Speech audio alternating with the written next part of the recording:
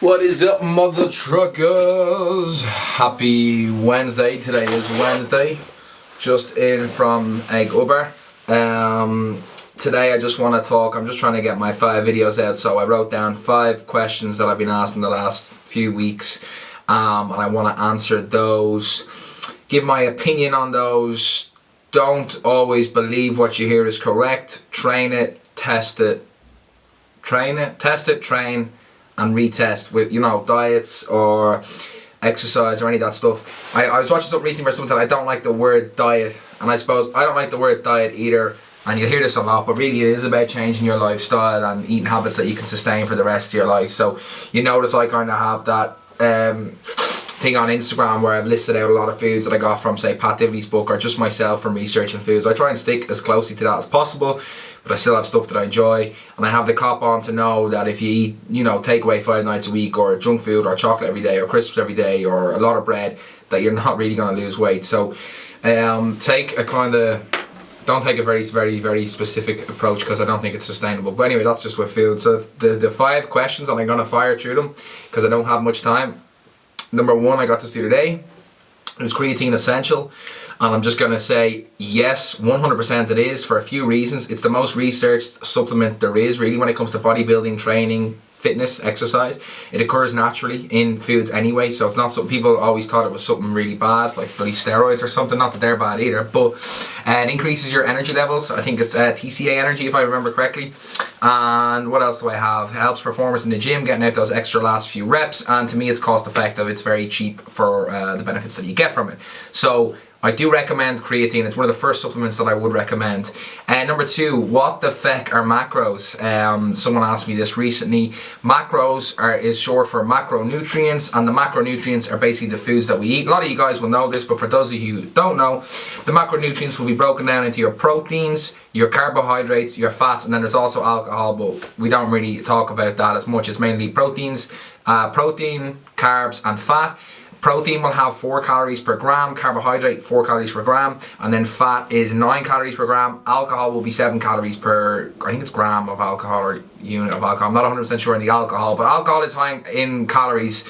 So obviously I don't recommend you drink too much. But forgetting about the alcohol side of things, that is why you'll see a lot of people recommend high protein. Well, I was going to say high protein, high fat, but the thing with the fat is, I obviously recommend it. It's very healthy, very good for your just general health, brain health, just good nutrients, good micronutrients. So there's the macronutrients, and then the micronutrients are the vitamins and the minerals that are made up in the foods, okay? So you want to make sure you're getting a lot of fiber in throughout the day. Helps the digestive system. Fiber would be in a lot of vegetables, fruits, say sweet potato, stuff like that.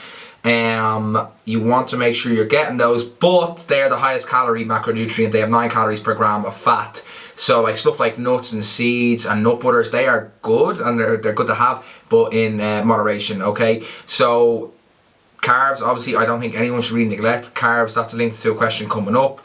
Carbs are a great energy source. Some people react poorly to carbs. A lot of people say they're gluten intolerant or celiac. Just kind of, again, test, trial and test. Cut dairy out, cut gluten out, cut wheat out, cut food type out, see how you feel, go back taking the food, see how you feel, and then you'll kind of know, right? That's what macronutrients are: protein, carbs, fats.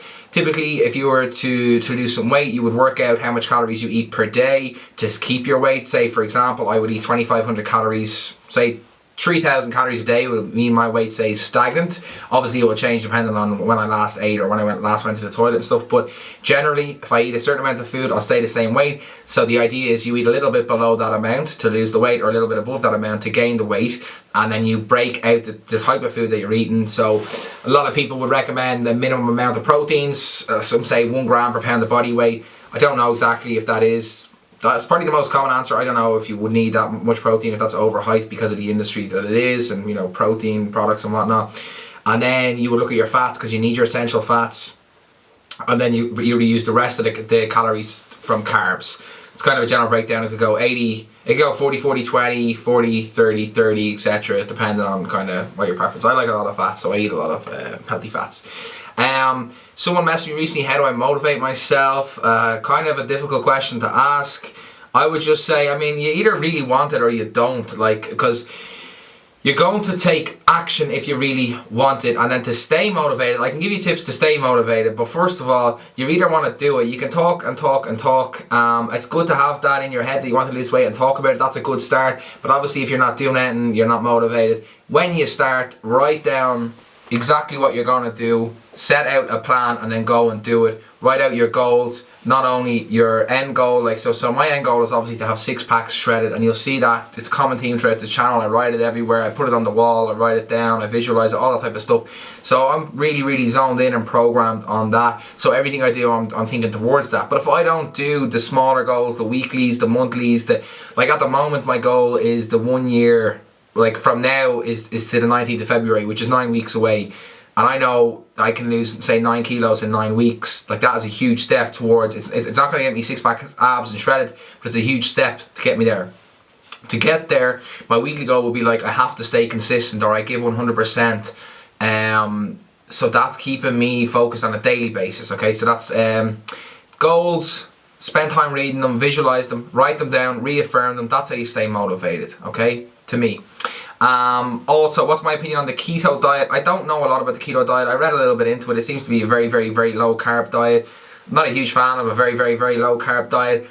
But I mean, there's types of foods that I've seen on it, you know, lots of greens and stuff which are super low in they are carbohydrates, but they're super low. I think it was less than 7 grams, 15 grams of carbs a day, something mad. Look, whatever works for you, but again, it has to be sustainable. Just do something. I mean, if you want to do a keto diet, do it. If you want to count calories, do it. If you want to do paleo, do it. If you want to do whatever, as long as you're getting results and it suits your lifestyle, it suits you and you're tracking your results, etc. I don't really have necessarily anything overly bad to say about it. I was reading into it, obviously your body goes into ketosis, it's using up the fat as energy, but my opinion is if you're in a caloric deficit, you'll still be burning fat.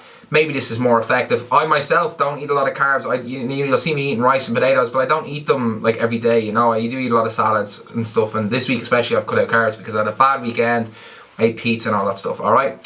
Would you recommend fat burners? Absolutely not. I do not think they are necessary. You will burn fat by being in a caloric deficit, by eating healthy and training hard. If you're not doing that, don't bother wasting your time or your money buying a fat burner. I do recommend supplements, stuff like glutamine for recovery. I think pre-trainers can be good if you don't have much calories in you and you need a stimulant, but obviously don't abuse them. Protein can be handy for getting in protein, fish oils, vitamin D, vitamin B, all that stuff. If you're not getting it, I certainly will never recommend anyone to get fat burners.